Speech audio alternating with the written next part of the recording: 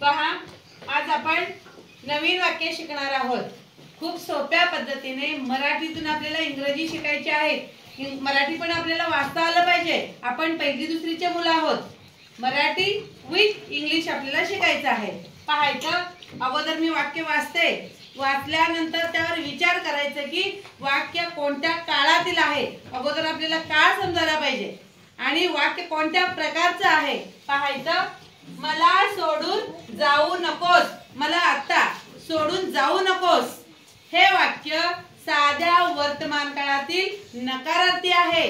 कारण वाक्यामध्ये नको आहे, नाही असेल, नको असेल तर ते वाक्य नकारार्थी आहे असं समजून घ्यायचं। हे वाक्य साध्या वर्तमान काळातील नकारार्थी वाक्य आहे। साध्या वर्तमान काळातील प्रश्नार्थक वाक्य असेल आणि नकारार्थी वाक्य असेल तर कोणतं सहाय्यकारी क्रियापद वापरतात? तर डू किंवा डज ही सहाय्यकारी क्रियापद केव्हा वापरतात? प्रश्नार्थक वाक्यासाठी आणि नकारार्थी वाक्यासाठी डू किंवा डज। मला सोडून जाऊ नकोस हे प्रश्नार्थक वाक्य नाही, म्हणजे प्रश्नार्थक शब्द नाही, पण हे नकारार्थी वाक्य आहे, म्हणजे एक नंबरला सहाय्यकारी क्रियापद येणारच। इथं मला या कर्त्यासाठी डू हे सहाय्यकारी क्रियापद, डोंट नकोस डोंट आहे DONT, डू नॉट बघा, डू नॉट, डू नॉट म्हणजे डोंट, डू नॉट चं संक्षिप्त रूप आहे डोंट, DONT। इथं ओ चा लोप झालेला आहे, फक्त NT आलेला आहे। डोंट, डोंट लिव्ह, लिव्ह हे क्रियापदाचे पहिले रूप आहे। साध्या वर्तमान काळातील नकारार्थी वाक्यात डू हे सहाय्यकारी क्रियापद आलेला आहे, म्हणून क्रियापदाचे पहिले रूप साध्या वर्तमान काळामध्ये क्रियापदाचे पहिलेच रूप वापरतात, पण एकवचनी कर्त्यासाठी क्रियापदाचे चौथे रूप वापरतात। केव्हा? होकारार्थी वाक्यासाठी एकवचनी कर्त्याला मूळ क्रियापदाला यस किंवा ईएस प्रत्यय लागतो। केव्हा? साध्या वर्तमान काळातील होकारार्थी वाक्य असेल, कर्ता एकवचनी असेल तर। इथं नकारार्थी वाक्य आहे डोंट लिव्ह, डू आलेला आहे, क्रियापदाचे पहिलेच रूप येणार डोंट लिव्ह, मलाला मी, मी म्हणजे मला, सोडून जाणे लिव्ह म्हणजे सोडून जाणे मूळ क्रियापद आहे। Don't leave me, don't leave me. तिथे जाऊ नकोस, तिथे जाऊ नकोस हे वाक्य देखील साध्या वर्तमान काळातील नकारार्थी वाक्य आहे। नकारार्थी वाक्य सहाय्यकारी क्रियापद एक नंबरला येणार। मग इथं तू तिथे जाऊ म्हणजे इथं तू येणार आहे, म्हणजे इथं डू येणार आहे। डोंट, DONT, डोंट म्हणजे do not. Don't go, don't go, go हे मूळ क्रियापद आहे, डू आलेला आहे, क्रियापदाचे पहिलेच रूप येणार डोंट गो। तिथेला देअर, THERE देअर म्हणजे तिथे तेथे, डोंट गो देअर। पहा पुढील वाक्य कोणते आहेत? वाईट वाटून घेऊ नकोस, तू वाईट वाटून घेऊ नकोस, तू खेळू नकोस, तू बसू नकोस, तू जेवण करू नकोस हे आपण सहज बोलतो। हे वाक्य कोणत्या काळातील आहेत? हे वाक्य साध्या वर्तमान काळातील नकारार्थी वाक्य आहे। वाक्यामध्ये नाही असेल, वाक्यामध्ये नको असेल, ते नकारार्थी वाक्य आहे समजून घ्यायचं। आपण असं बोलताना म्हणतो आपण वाईट वाटून घेऊ नकोस, हे वाक्य साध्या वर्तमान काळातील नकारार्थी वाक्य आहे। साध्या वर्तमान काळातील नकारार्थी वाक्य असेल, प्रश्नार्थक वाक्य असेल तर सहाय्यकारी क्रियापद येतात। होकारार्थी वाक्यासाठी सहाय्यकारी क्रियापद येत नाही। नकारार्थी वाक्यासाठी आणि प्रश्नार्थक वाक्यासाठी सहाय्यकारी क्रियापद साध्या वर्तमान काळामध्ये डू किंवा डज म्हणजे त्या त्या कर्त्यानुसार। इथं वाईट वाटून घेऊ नकोस, आपण समोरच्या व्यक्तीला म्हणतो तू वाईट वाटून घेऊ नकोस, इथं तू हा कर्ता आलेला आहे। बघा इथं डोंट, DONT, डोंट म्हणजे डू नॉट, डू नॉट चं संक्षिप्त रूप आहे डोंट।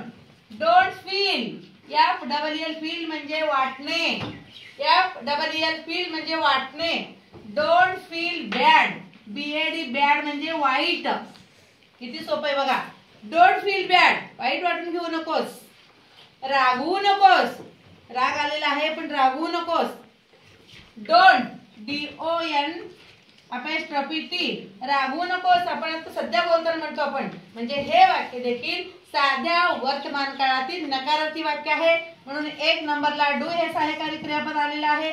नको आहे वाक्यामध्ये म्हणून नॉट आलेला आहे. Don't be angry, ANGRY, angry म्हणजे रागवणे, रागवलेला. Don't be angry, don't feel bad, don't be angry. चांगला वास येतो आहे, हे वाक्य साध्या वर्तमान काळातील होकारार्थी वाक्य आहे. कारण येतो आहे हे होकारार्थी वाक्य आहे साध्या वर्तमान काळातील. मग इथं 1 नंबरला कोणता करता येणार आहे? इट येणार आहे. इट हे केव्हा येतो? इट हे लहान मुलांसाठी, प्राण्यांसाठी, पक्ष्यांसाठी, निर्जीव वस्तूसाठी इटचा वापर करतात. इथं आय, यू, हू, दे हे काही नाही. इथं इट येणार आहे. इट आणि SMESS मेन म्हणजे वास येणे हे मूळ क्रियापद आलेलं आहे. इथं करता इट आलेला आहे. मग इथं मूळ क्रियापदाला यस किंवा यस प्रत्यय लागणार, त्याला एस प्रत्यय लागणार. करता एकवचनी असेल तर मूळ क्रियापदाला यस किंवा एस प्रत्यय केव्हा लागतो? साध्या वर्तमान काळातील होकारार्थी वाक्यासाठी. होकारार्थी वाक्य आहे, साध्या वर्तमान काळातील वाक्य आहे. मग करता इट आलेला आहे, मग इथं मूळ क्रियापदाला यस प्रत्यय लागणार आहे. इट स्मेल्स, चांगला वास. इट चांगला, चांगलाला गुड, GOOD, गुड म्हणजे चांगला. It smells good. बघा पुढचं वाक्य काय आहे अगोदर वाचूया. माझं आहे, हे माझं आहे आपण म्हणतो. मग आपल्याला इंग्रजीत काय म्हणायचंय? इट, ते माझं आहे म्हणतो आपण. हे माझं आहे, ते माझं आहे. इट इज, IS इज म्हणजे आहे.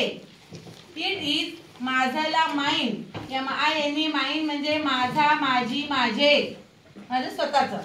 It is mine. बघा माझं नाही, माझं आहे हे बघितलं आपण. माझं नाही.